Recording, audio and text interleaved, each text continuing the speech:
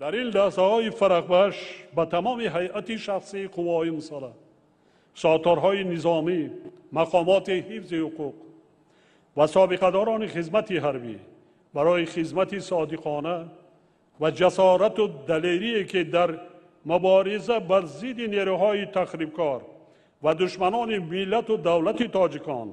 نشان دادند، سپاس و منتداری صمیمی بیان می‌نمایم. در این راه صدها نفر آنها جان خود را قربان کردند که حکومت و مردم تاجیکستان نام نیکشان را همیشه گرامی می‌دارند.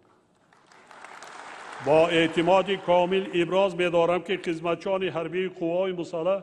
و مقامات حفظ حقوق ما من بعد نیز استقلال و آزادی وطن، مرز و بوم کشور و حیات آسایشته مردم تاجیکستان را از همه گونه تهدید و خطرها صادقانه و جوانمردانه حفظ نموده، قرض فرزندی خود را در نزد وطن، دولت و خلق خویش با شرافانه اجرا خواهند کرد.